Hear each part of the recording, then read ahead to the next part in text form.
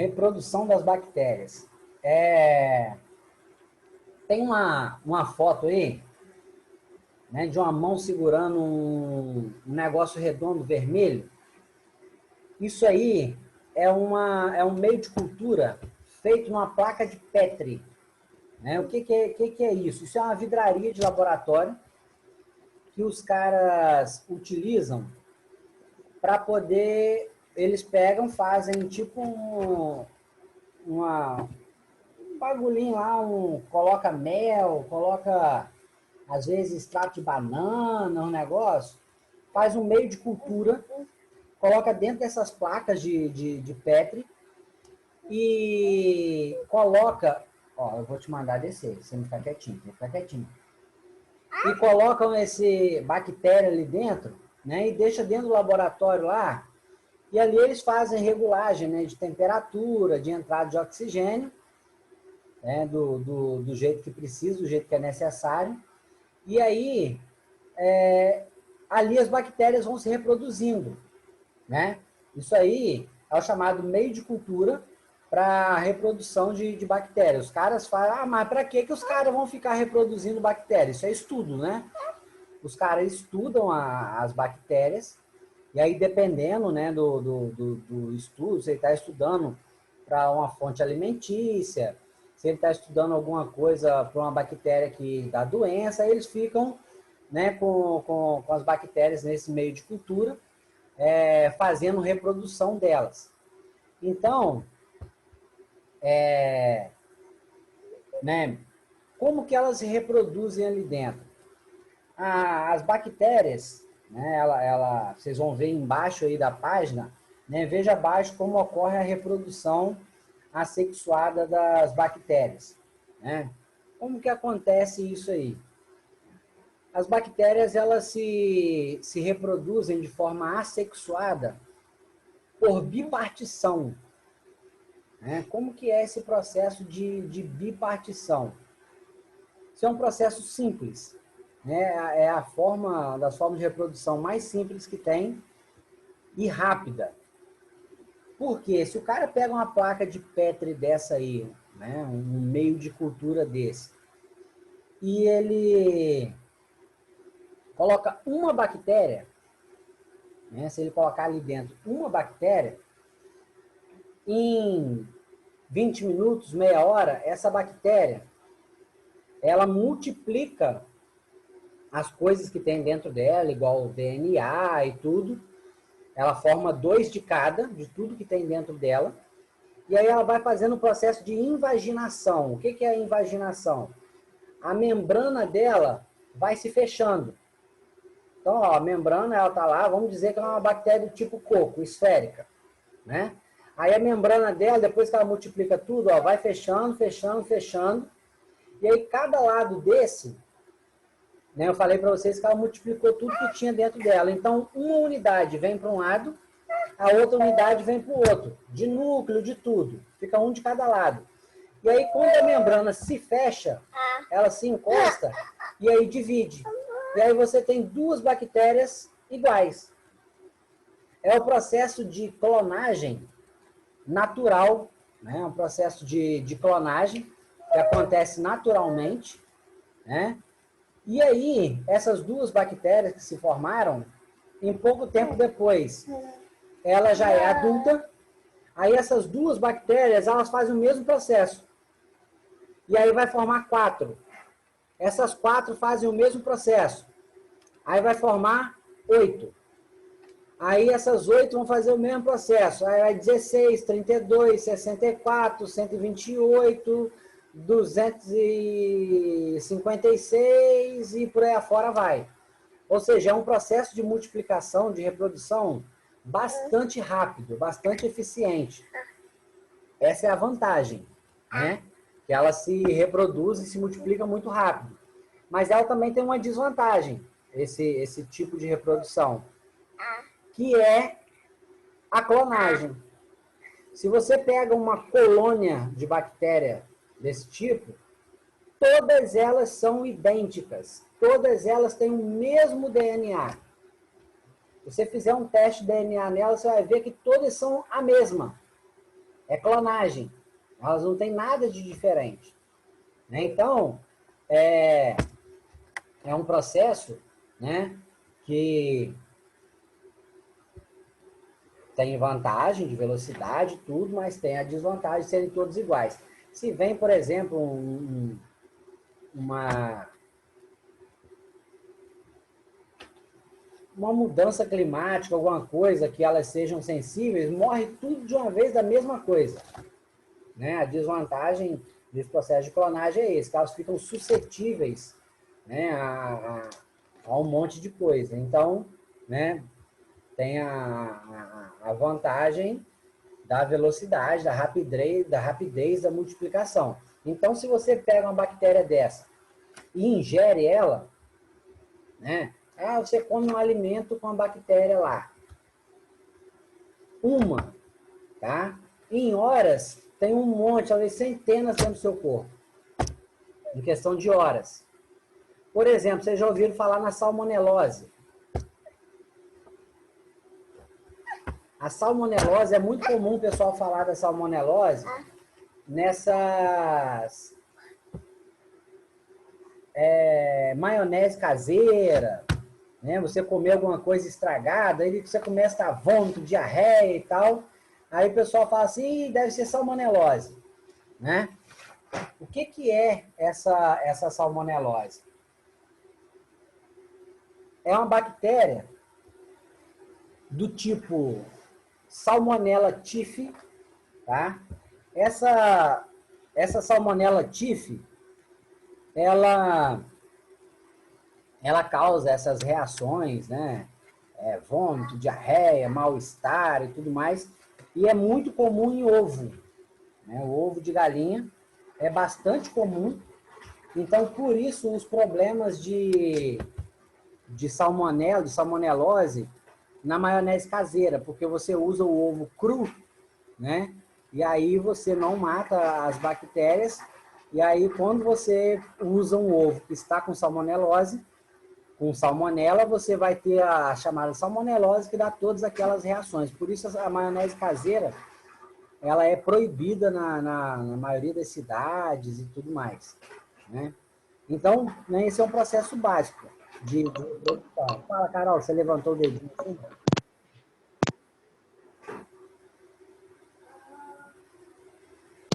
Tá me escutando agora? Agora estou.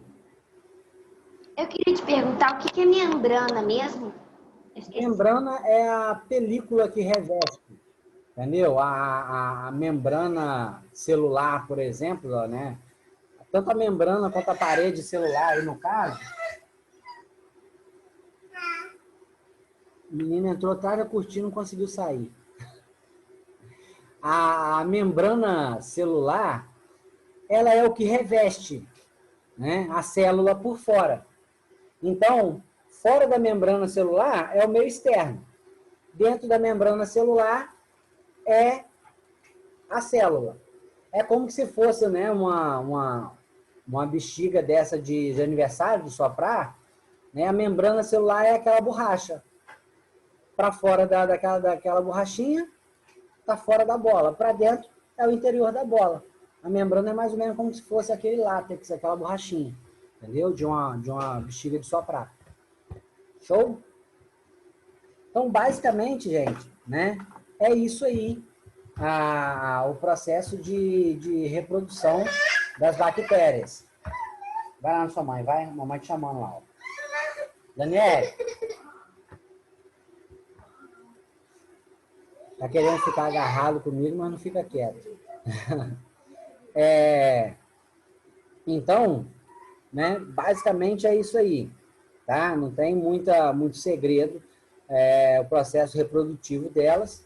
Né, esse esquema que eles estão mostrando aí na placa de Petri, né, é o que eles fazem em laboratório para poder multiplicar, para reproduzir bactéria.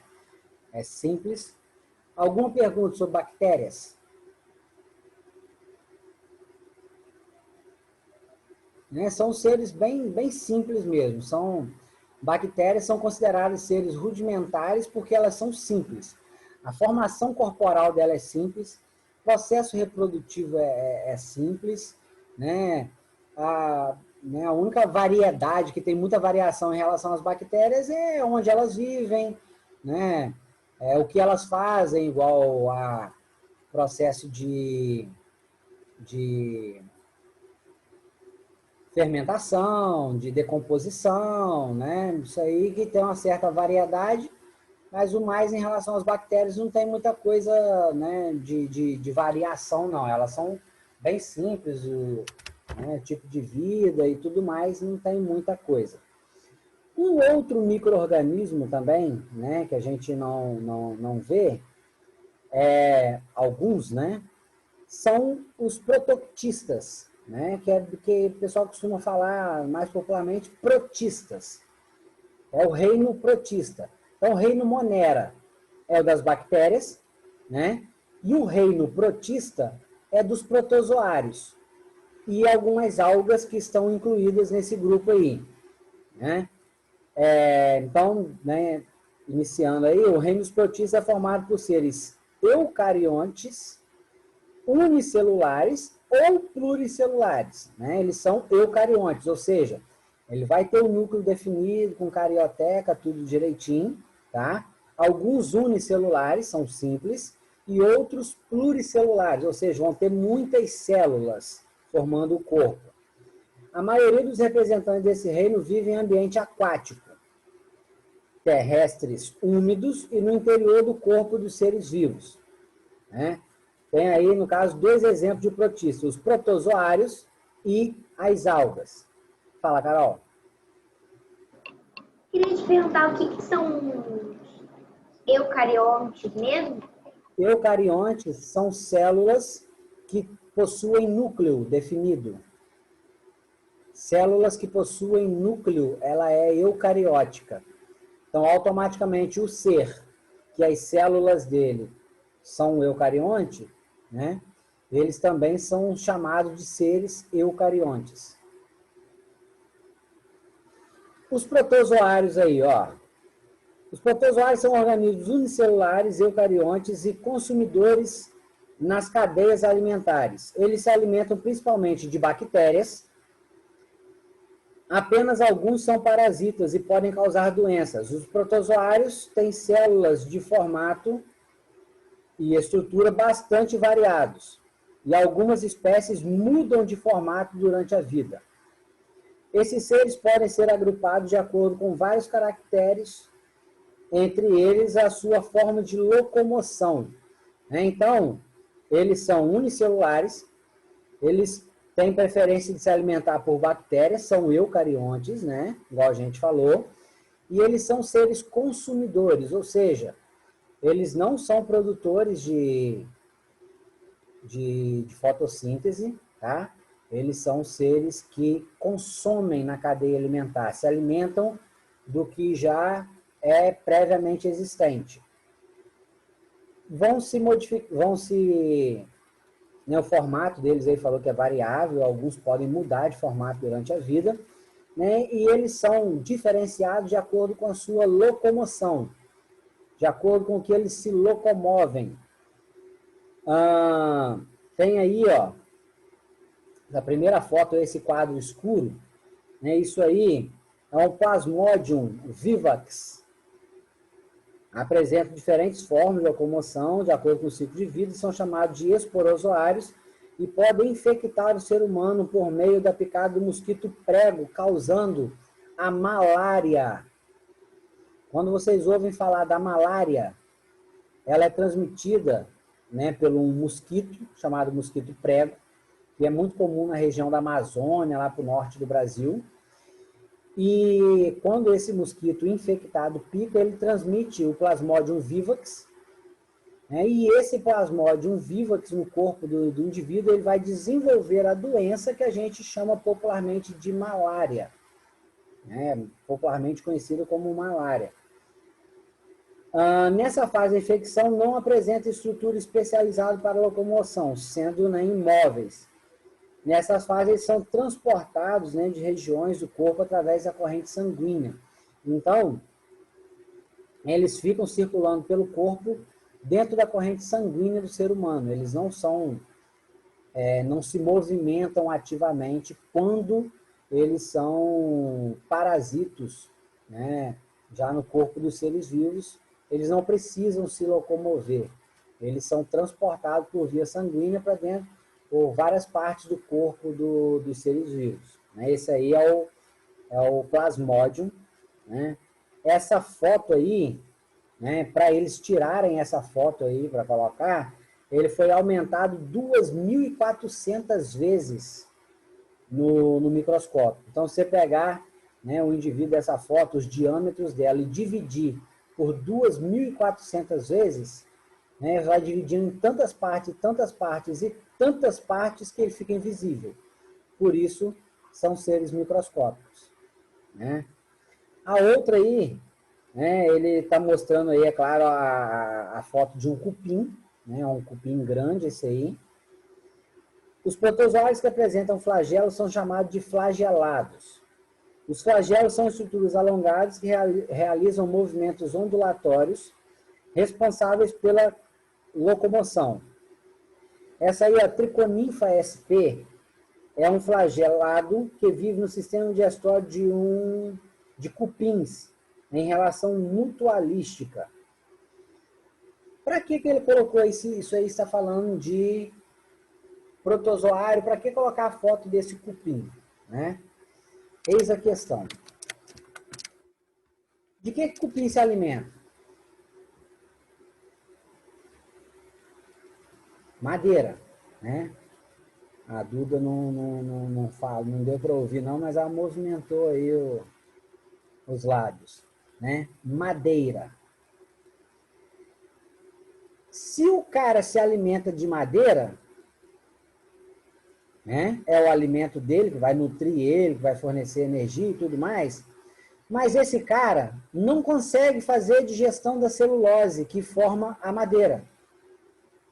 É como se você comesse arroz, feijão, bife, e o seu sistema digestório não conseguisse fazer a digestão desse alimento. Você ia poder comer arroz, feijão e bife? Não. A menos que você tenha uma ajuda.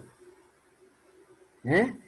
No interior, no sistema digestório dos cupins, vivem a triconinfa. Essa triconinfa é um protozoário que tem a capacidade de fazer a digestão da celulose. Ou seja, o cupim come um troço que ele não consegue digerir, aí ele depende de um outro micro-organismo estar no intestino dele, pega a celulose, faz a digestão e libera energia para ele. Pensa num bicho safadinho. Fala. Essa celulose, Jerônimo, é o alimento que ele comeu? Tem? A celulose A celulose, ele é um composto que forma a madeira. Né? Tanto que você vê as empresas que produzem papel, elas são chamadas de celulose. Lá em Aracruz, por exemplo, tem uma que é escrito lá, Aracruz Celulose, né? Aqui no Espírito Santo. Então, ela corta a madeira, a árvore, né? Leva para lá, tritura e tal, sintetiza para pegar a celulose e fazer papel. Né? Então, a celulose é o composto que forma a madeira, né? E o cupim come madeira e não consegue digerir a celulose. Aí ele depende dessa triconinfa para poder fazer a digestão e liberar energia tanto para ele quanto para ela mesma. Aí eles vivem em mutualismo, ou seja, os dois se dão bem. Essa triconinfa, ela dependeria de viver dentro do cupim mesmo, de qualquer jeito, e o cupim precisa que a triconinfa viva dentro dele para fazer a digestão da celulose. Então, é um processo de mutualismo. Nessa relação, os dois são beneficiados, os dois se dão bem. Ok? Então, esse cara aí, a triconinfa, né, tem até uma fotinha dela aí, né, em verde na imagem aí, ela é um flagelado, ou seja, se movimenta por flagelo. E a gente falou lá do Plasmodium vivax, né, que ele, quando parasita, ele não tem movimentação, ele não se locomove, ele é, né, um parasita estático. Na 260, tem lá Os protozoários, né, têm cílios ao redor do corpo, são chamados de ciliados. Né, possuem estrutura e composição semelhante aos flagelos, porém de tamanho bem menor. E geralmente existem em maior quantidade. Né? O que são os cílios? É como se você pegasse um indivíduo e ao redor do corpo dele todo tem pelos, pelinhos bem pequenininhos, ao redor de todo o corpo. Um flagelo normalmente é uma, duas estruturas que movimentam, e nessa movimentação do flagelo, o corpo do indivíduo acaba se movimentando. No caso dos cílios, são centenas, milhares de cílios ao redor do corpo, que todos os cílios se movimentam, e essa movimentação dos cílios ao redor do corpo faz os ciliados se deslocarem, se locomoverem. Ok? Então, esse é o tipo de locomoção dos ciliados. A movimentação dos cílios ao redor do corpo vai fazer ele se locomover. Fala, Carol. O que são flagelos mesmo? Eu tô esquecendo tudo, gente. Flagelo, se você voltar a página aí, ó, na triconinfa aí, você vai ver que no finalzinho do corpo dela lá tem dois risquinhos, são tipo cauda. É tipo um rabo. É como se o cachorro tivesse dois rabinhos ou um rabinho, entrasse na água e ficasse batendo o rabo assim, ó, e a movimentação do rabo fizesse ele se locomover, deslocar. Entendeu? Então, os flagelados é mais ou menos como se ele tivesse um rabinho atrás do corpo e a movimentação desse rabo faz com que ele se movimente. E os cílios é como se ele tivesse o corpo ao redor do corpo dele, todo cheio de pelinhos, muitos pelinhos, né, ao redor do corpo, que aí a movimentação desses cílios, né, é como se fossem os cílios mesmo do nosso olho aqui, ó, ao redor do corpo do indivíduo, tivesse um monte desses cílios, né, e a movimentação dos cílios faz ele se movimentar, se locomover. Aí tem o exemplo aí, o Paramecium, é o exemplo que ele deu aí na foto, aumento em 60 vezes para produzir essa foto. Né? Você vê que ele é todo pelucinho por fora. Né? Esses pelos, né? Esses cílios aí é que faz a movimentação dele. Ok? De baixo aí tem os protozoários que se locomovem por meio de pseudópodes, como a Entamoeba stolística, né? Que formam o grupo conhecido como risópodos. O que são esses pseudópodes? Pseudo significa o quê? Pseudo é um prefixo. O que significa pseudo? Significa falso. Falso. Pseudópodes. Pseudópodes, né? Podos. Falsos pés. Hã? Falsos pés. Falsos pés, né? Pseudópodes são falsos pés. Podos significa pé, então falsos pés. Né? O grupo que se locomove por pseudópodes, eles são conhecidos como risópodos. Os pseudópodes são projeções da membrana plasmática, são utilizados para captura de alimento e locomoção. Pensa numa plasta de gelatina, uma plasta de gelatina jogada assim dentro de um tabuleiro, né? É mais ou menos essa situação. Se essa massa ela fosse estendendo para os lados, né? É como que a membrana dela se estende para capturar alimentos. Ela pega um alimento, essa parte do corpo, essa membrana vai lá, engloba, joga para dentro do corpo, ela atravessa a membrana, né, a partícula alimentar, atravessa a membrana e joga para dentro do corpo e vai fazer digestão. Ao mesmo tempo, quando precisa locomover, ela vai fazendo a mesma coisa. Lança a membrana, segura e puxa o resto do corpo.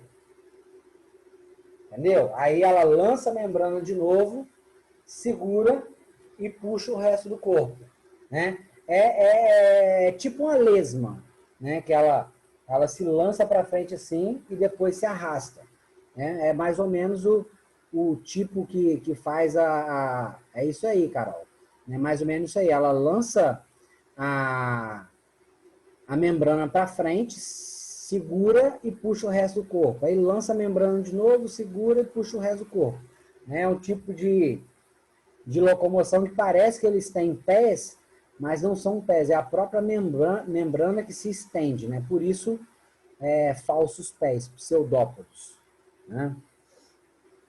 Essa entameba estolística aí, ela causa a amebíase, tá? Ela causa uma doença parasitária em humanos, que é chamado de amebíase. Né? O sujeito está com ameba, amebíase, né? O parasito que causa isso aí é a chamada entameba estolística. É também conhecido como disenteria nessa questão número 4 aí está falando, ó, a ameba, entameba estolística, pode causar amebíase, que se caracteriza principalmente por causar disenteria e dores abdominais. A transmissão ocorre por meio de água e de alimentos contaminados, né? Com base nessas informações, como a amebíase pode ser prevenida, né? Você consumir água limpa, água de confiança, alimentos sempre higienizados em água limpa, né? Então, você vai comer alguma coisa, lavar sempre as mãos, lavar os alimentos bem lavados, higienizar. Tem aquele lance de você colocar uma colher de cloro no litro de água, né? Aquela coisa toda. Então, por uma fruta, por exemplo, né, contaminada, que você utilizou água suja, por exemplo, para lavar, você pode ingerir isso aí e desenvolver a chamada amebíase, né? Tem até um esqueminha aí mostrando, né, como que é a movimentação. Você vê que é geleia, né? Essa geleca brava que o pessoal está colocando hoje em dia. Agora Tipo essa porcaria desse troço aí, nesse esquema que tem abaixo aí. eu não sei se já escutaram essa expressão, mas qual que é o significado dela? Que fala que tem ameba na barriga. Ameba, né? Tem até o pessoal, né, sua ameba e tal, que quer dizer um cidadão que não serve para nada, né? Quando você chama o outro de ameba e tal, né? Cidadão que não serve para muita coisa e tal, que é um parasita. Aí o pessoal chama de ameba. Tem aí, ó, a reprodução dos protozoários. Né? A reprodução dos protozoários, para a gente finalizar aí, que já está dando 1 hora. Para estudar, vamos tomar como exemplo a reprodução do Plasmodium, um dos principais causadores da malária. Seu ciclo de vida envolve o ser humano e o mosquito do gênero Anopheles, conhecido popularmente como mosquito prego. O esquema abaixo representa as etapas deste ciclo. A seta amarela indica os eventos que ocorrem fora do corpo do humano, e a seta azul, né, dentro do corpo humano. Então você vê aí, ó, o mosquito, né, vem, pica o cidadão, e aí, dentro do corpo humano, né, ele lança o esporozoito, né, que vai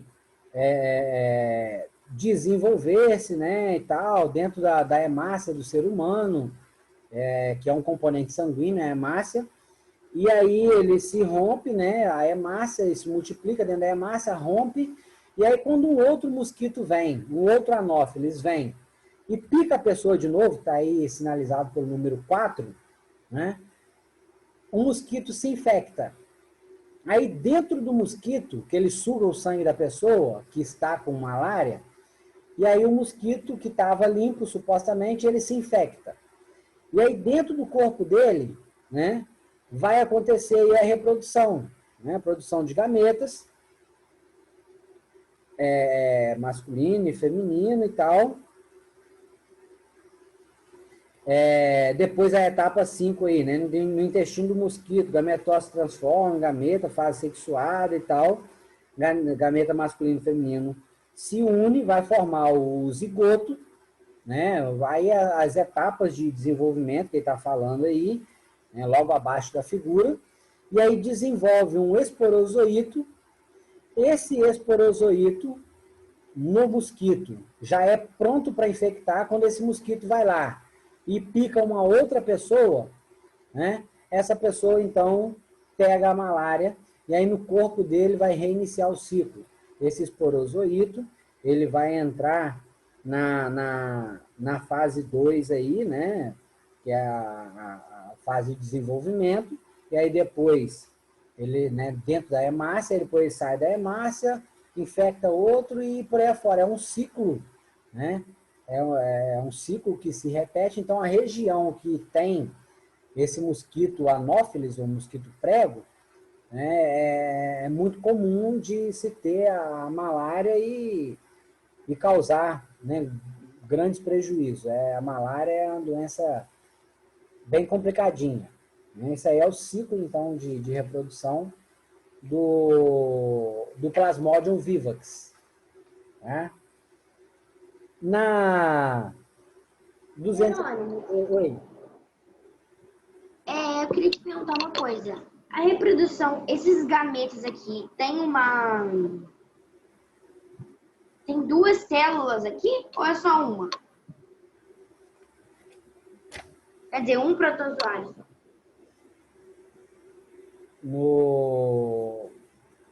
Falando quando entra no corpo do mosquito, né? Ele desenvolve gametas tanto masculino como feminino. Ele desenvolve gameta masculino e feminino. Entendeu? Aí eles se juntam e aí vai desenvolver lá os gametófitos lá, e aí depois chega a esporozoito. Se você for ler isso, vai ver no intestino e tal, né, os merozoítos se desenvolvem em gametócitos, masculino e feminino. Ao picar uma pessoa, a fêmea do mosquito suga o sangue contaminado. Há uma outra coisa que está escrito aí que é interessante falar, que é sempre a fêmea que pica, tá? A fêmea que é hematófago, ela se alimenta de sangue. O macho não se alimenta de sangue. Tá? Esses mosquitos da dengue, de tudo aí, quem pica é a fêmea, mosquito fêmea. Ia falar que é igual o mosquito da dengue, a fêmea também pica. O mosquito macho, ele se alimenta de seiva vegetal. Ele não suga sangue. Quando você vê dentro de casa aí, mosquito zunindo no ouvido, querendo picar a pessoa e tal, é fêmea. Tá? Os machos, normalmente, eles não entram em ambiente fechado, porque eles ficam sugando seiva vegetal, seiva das plantas. Aí, né, tem aí, né, questão de prevenção da malária e tal, como é que pode ser feito, né? O que é preciso até você fazer para evitar, principalmente o mosquito, né? É igual a dengue. A malária é igual a dengue. Para você evitar a doença, a única forma é você evitar o mosquito. Evitar que o mosquito entre dentro de casa, né? Colocar tela nas janelas e tal, para poder você ter o mínimo de contato possível para evitar a malária. É a mesma coisa da dengue, né? Essas doenças que são transmitidas por esses mosquitos, né? O ideal é você evitar mesmo o mosquito, para evitar a doença. Tá? Além de realizar a reprodução sexuada durante seu ciclo de vida, o plasmódio também se reproduz de maneira assexuada. Né? Você vê lá, tem o protozoário, né, adulto, dentro de uma célula, entrando, né, no caso de uma célula hospedeira. Né, aí ele entra na célula, você vê lá que ele produz vários núcleos no interior do seu corpo, né, dentro da célula do protozoário. Né? Posteriormente, eles rompem a célula, eles explodem a célula, e aí aquele monte de protozoário que se multiplicou ali, que se reproduziu, né? Ele vai sair da célula infectando as outras partes.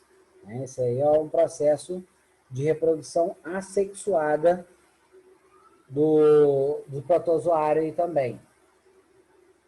Vale ressaltar que, além do plasmódio, outros protozoários se reproduzem dessa maneira. Como vimos na reprodução sexuada, um gameta masculino se une ao feminino, formando um zigoto.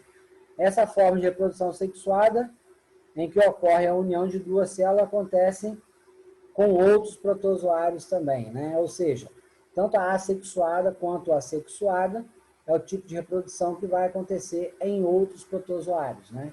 Alguns reproduzindo de forma sexuada, outros de forma assexuada, né? E tem aqueles que fazem os dois tipos de reprodução. Ok? Pessoal, 1h06 já, tá? E a gente vai ficando por aqui. A gente está no último minuto de aula também. Finalizamos aí. Depois a gente vai falar das algas e vírus e fungos. Ok? Meninos e meninas, queridos e queridas, deixa eu tirar uma fotinha com vocês.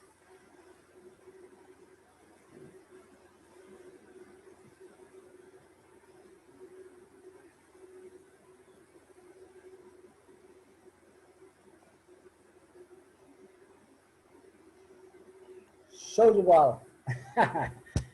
Fiquem com Deus, feliz Dia das Crianças, brinquem bastante, né? Se divirtam-se e semana que vem estamos juntos, ok? Grande beijo e abraço para vocês, todos. Tchau, Jerônimo. Tchau. Até semana que vem.